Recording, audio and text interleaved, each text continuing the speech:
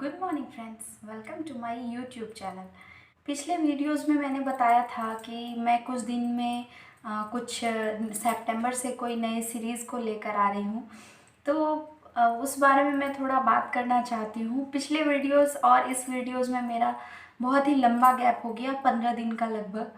और मेरा ये चैनल हाउसवाइफ्स के लिए है, तो हाउसवाइफ के साथ बहुत सारी ऐसी प्रॉब्लम्स आ जाती हैं, फैमिली प्रॉब्लम्स और पर्सनल भी। छोटे छोटे बच्चे हैं, तो यही सबसे बड़ा मेरे चैनल को चलाने का मकसद, इस चैनल को चलाने का यही है फ्रेंड्स, कि मैं आप लोगों को ये बताना चाहती हूँ कि किस तरह से स्ट्रगल करके भी हाउसवाइफ अपने लाइफ के एम को अचीव करने के लिए कितना स्ट्रगल करती हैं, फिर भी वो अपने एम को छोड़ती नहीं हैं। तो इससे भी पता चल जाता है आपको कि मेरे पिछले वीडियोस और इस वीडियो में अप्रॉक्स 15 दिन का गैप हो चुका है। लेकिन मैंने कहा था पिछले वीडियोस में कि मैं अल्टरनेट डेज पे आपके साथ छोटे छोटे वीडियोस टॉपिक लेके आऊँगी और शेयर करूँगी, जो कि नहीं हो पाया। तो ऐसा हम लोगों के साथ अक्सर होता है कि हम जो डिसाइड करते हैं वो हो नहीं सकता है, क्योंकि हमारी फैमिली हमारे अकॉर्डिंग नहीं चल सकती है, ना ही बच्चे हमारे अकॉर्डिंग। हमें उनके अकॉर्डिंग अपने काम को मैनेज करना पड़ता है। सबसे बड़ी बात यही होती है फ्रेंड्स। लेकिन आज मैंने डिसाइड किया कि मैं आज आप लोगों के लिए जो मैंने बताया था कि सितंबर से मैं स्टार्ट करूँगी, वो छोटा सा एक टॉपिक मैं आप लोगों के साथ शेयर करूँ। आई थिंक आप लोग स्टार्ट कर चुके होंगे प्रिपरेशन के लिए सितंबर से। कोई ज़रूरी नहीं है कि मैं वीडियोस लेकर आऊँ या ना आऊँ, आप अपने प्रिपरेशन में ज़रूर लगे रहें। और बाकी मैं जैसे जैसे अपने टॉपिक बनाऊँगी आप लोगों के साथ ज़रूर शेयर करूँगी, ताकि आप लोग को उससे भी कुछ हेल्प मिल सके। बाकी आप अपनी पढ़ाई को बंद ना करें और ज़रूर स्टार्ट रखें। तो आज मैं भारत में यूरोपियों का आगमन, मॉडर्न हिस्ट्री से एक छोटा सा टॉपिक लेकर आई हूँ, जिसके बारे में मैं आप लोगों को थोड़ा सा डिटेल में बताना चाहती हूँ, जो मैंने पिछले 2 दिन में स्टडी किया है और आप लोगों को बताती हूँ कि भारत यूरोपियों का आगमन को 4 छोटे छोटे पॉइंट्स में बांट दिया है। जैसे सबसे पहला जो है वो पुर्तगाली जो है वो हमारे भारत में आए थे। उसके बाद जो है सेकंड नंबर पे डच आए थे, फिर अंग्रेज और सबसे लास्ट में फ्रांसीसी। तो इन चारों को हम अलग अलग पढ़ते हैं। अगर आप डीपली पढ़ाई कर रहे हैं, यूपीएससी की प्रिपरेशन कर रहे हैं, तो आपको इसमें डीपली पढ़ना पड़ेगा। लेकिन अगर आप बीपीएससी की प्रिपरेशन कर रहे हैं तो आप इतने डिटेल में ना जाएं, क्योंकि आप अगर थोड़ा बहुत भी पढ़ाई कर लेते हैं तो उससे भी आपका एग्ज़ाम का क्वेश्चन, प्री का क्वेश्चन तो आराम से निकल जाएगा। मेंस के लिए आपको डीपली पढ़ाई करना पड़ेगा, लेकिन अभी हम प्री पॉइंट ऑफ व्यू से पढ़ाई कर रहे हैं, तो इसलिए आपको कुछ पॉइंट्स याद रखने हैं जो मैंने याद रखा है और मैं आप लोगों को बता रही हूँ। कि पुर्तगाली जो है वो सबसे पहले आए थे, सेकंड नंबर पे आए थे और डच, थर्ड अंग्रेज एंड लास्ट में फ्रांसीसी आए थे, जो भारत पर अलग अलग प्रकार से व्यापार करना चाहते थे। पहले उनका मुद्दा था भारत में व्यापार करना, लेकिन जब वो राजनीतिक हस्तक्षेप करना शुरू कर दिए, तब हमारे मुगल, जो उस वक्त मुगल शासक चल रहे थे, मुगलों का शासन चल रहा था, वो लोग धीरे धीरे इस हस्तक्षेप को समझने लगे और तब जाकर युद्ध छिड़ना। तो सबसे पहले पुर्तगाली के बारे में थोड़ा सा पढ़ना चाहेंगे। पुर्तगाली से जो क्वेश्चन आता है प्री का, अगर आप प्रीवियस ईयर क्वेश्चन पेपर को रीड किए होंगे सिलेबस देख के, तो आपको पता चल जाएगा कि बहुत ही क्वेश्चन पुर्तगाली से आते हैं। जैसे पहला कौन पुर्तगाली था जो हमारे भारत में आया था, तो 1498 ईस्वी में बास्को डिगामा जो है वो कालीकट आए थे भारत में अपने व्यापार, जो भारत की खोज में। इससे पहले हम कोलंबस के बारे में बताना चाहेंगे कि कोलंबस जो है वो भी भारत की खोज में ही निकला था, लेकिन वो भारत की खोज के दौरान बिल्कुल भारत की खोज के दौरान वो अमेरिका पहुंच गया और अमेरिका की खोज उसने कर डाली। खोज से हमारा मतलब ये नहीं है कि अमेरिका कहीं खो गया था या भारत कहीं खो गया था, कि खोज से यह मतलब है कि वह उन्होंने जब व्यापार करने के लिए जगह का पता लगाया तो उन्हें भारत मिल गया। तो 1498 ईस्वी में सबसे पहले वास्को डिगामा आए थे, जो कि कालीकट में आए थे। उस वक्त वहाँ पे जमोरिन नाम के कालीकट में, जिन्होंने उनका भव्य स्वागत किया और वहाँ पर वह सबसे पहले अपना डेरा जमाया। मैं थोड़ा सा बताना चाहूँगी कि 1453 में कस्तुनतुनिया नामक एक जगह है जो जहाँ से कि स्थल मार्ग से पूरी तरह से व्यापार होता था। ऐसा नहीं है कि मध्यकालीन भारत जब मुगलों का शासन था तभी यह व्यापार शुरू हुआ जब पुर्तगाली आए। इससे पहले भी बहुत दिन पहले से भी वहाँ पर चला आ रहा था, लेकिन तब जल मार्ग से नहीं होता था, तब स्थल मार्ग से वहाँ पर व्यापार किया जाता था। तो जल मार्ग से जो व्यापार शुरू हुआ वो पुर्तगालियों से शुरू हुआ। कंपनी के स्थापना का जो क्रम है वह कंपनी के आगमन के क्रम से बिल्कुल अलग है, इसलिए इन दोनों को मिक्स ना करें आप। तो अगर आपको यूरोपीय कंपनी के आगमन का क्रम पूछा जाए कि पुर्तगाली आए थे तो पुर्तगाली कब आए थे, तो आप उसमें लिख सकते हैं पुर्तगाली 1498 ईस्वी में आए थे, 1498 में। उसके बाद डच 1595 ईस्वी में आए थे। फिर अंग्रेज आए 1600 ईस्वी में। एंड देन लास्ट में फ्रेंच जो है वह 1664 ईस्वी में आए। लेकिन उन्होंने कंपनी का जो स्थापना किया उसका क्रम थोड़ा अलग है।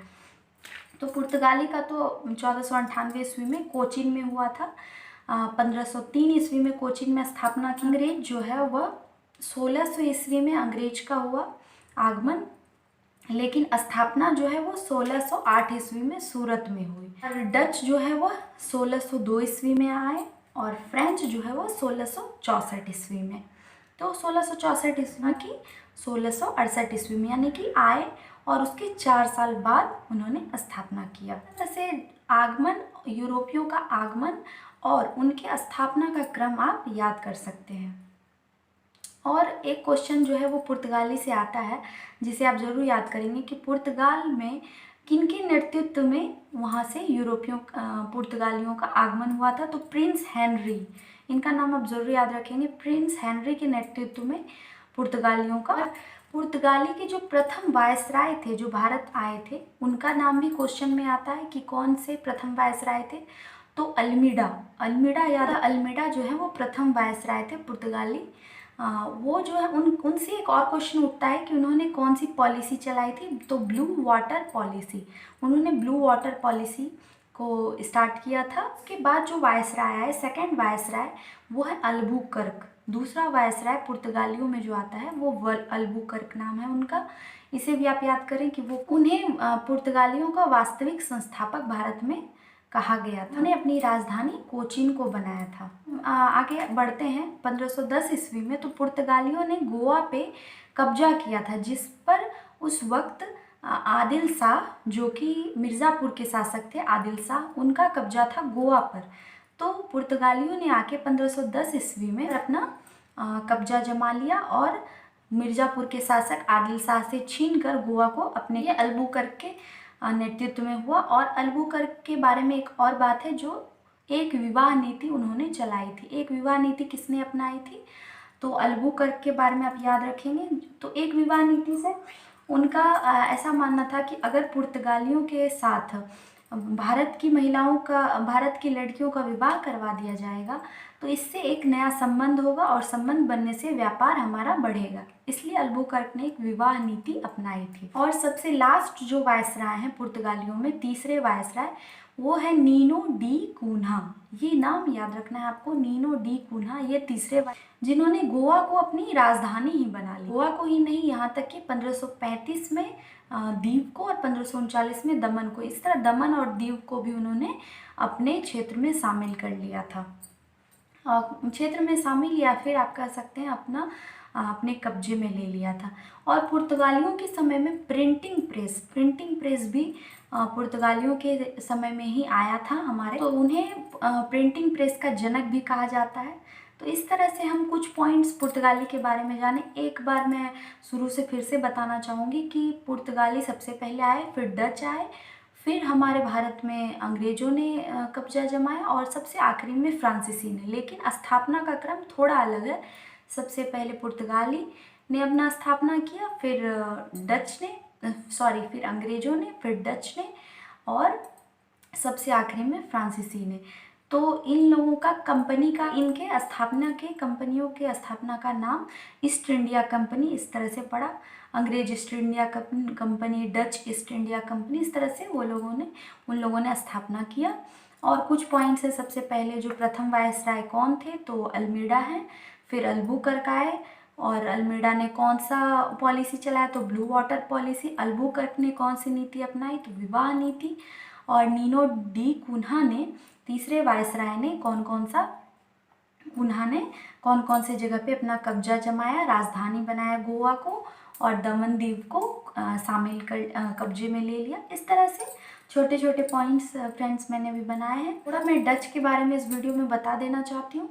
अगली वीडियो में मैं फ्रेंच वीडियो बड़ा ना हो जाए, इसके लिए मैं अगले वीडियो में बताऊंगी अंग्रेज और फ्रांसीसी के बारे में। इस वीडियो में लास्ट में मैं डच के बारे में थोड़ा बता देना चाहती हूँ। 1595 से 96 तक कार्नेलियस हाउंटमैन के नेतृत्व में डच आए थे, और उन्होंने सबसे पहले इंडोनेशिया पे अपना व्यापार शुरू किया। वहाँ पर इंडोनेशिया में वो मसाला का व्यापार करते थे। और भारत में वह उसके बाद आए वस्त्र व्यापार के लिए। वो भारत में मसाले के व्यापार के लिए नहीं, वस्त्र व्यापार के लिए आए थे। फिर धीरे धीरे यहाँ पर उन्होंने अपना कंपनी स्थापना से रिलेटेड बस 2 ही छोटे छोटे पॉइंट हैं। पहला ये कि किसके नेतृत्व में हुआ था, और सेकंड वेडरा का युद्ध। कुछ वेदरा का युद्ध बोलते हैं और कुछ वेडरा का युद्ध बोलते हैं। तो वेडरा का युद्ध जो हुआ था वह 1759 में हुआ था बंगाल में। और किनके बीच हुआ था, तो अंग्रेजों और डच के बीच में हुआ था, जिसमें डच की हार हुई और अंग्रेज ने अपना स्थापना भारत में कर लिया पूरी तरह से, और डच जो है पराजित होकर चले गए। तो इस तरह और डच के बारे में हमने थोड़ा थोड़ा पॉइंट्स बनाया। आप भी इसे ज़रूर नोट कर लें। आपको आगे भी मैं कंटिन्यू करूँगी। ये तो मैं नहीं बता सकती कि अगला वीडियो मेरा कब आएगा, क्योंकि मैं खुद ही एक हाउसवाइफ हूँ। लेकिन मैं ज़्यादा से ज़्यादा कोशिश करूँगी, अगर छोटा सा भी वीडियो होगा तो मैं उसे अपलोड कर दूँ, ताकि आप लोगों को ज़रूर हेल्प मिले। और इसे आप ज़रूर नोट कर लें, ताकि आपका एक कॉपी बन जाए। और मैंने बताया था पिछले वीडियोस में, मैं डिस्कस कर चुकी हूँ कि अलग अलग कॉपीज़ बनाएं आप, और प्रिपरेशन को अपने स्टार्ट रखें। सो ऑल दी बेस्ट मेरे सारे बीपीएससी एस्पिरेंट्स। आप ज़रूर तैयारी में लगे रहें। ये मत सोचे कि मैं हाउस वाइफ हूँ, मुझे टाइम नहीं मिल रहा है। टाइम का एक्सक्यूज़ ना दे, टाइम वक्त निकालें, और थोड़ा भी वक्त अगर मिल रहा है तो ज़रूर पढ़ाई को कंटिन्यू रखें। एग्ज़ाम कभी भी हो सकता है, कभी भी नोटिफिकेशन जारी हो सकता है, एग्ज़ाम आ सकता है। तो आप थोड़ी थोड़ी प्रिपरेशन ज़रूर करते रहें। सो इसके साथ ही मैं वीडियो को यहीं पे एंड करती हूँ। अगर मेरा वीडियो पसंद आया तो ज़रूर सारे एस्पिरेंट्स को आप शेयर करें। So thank you friends.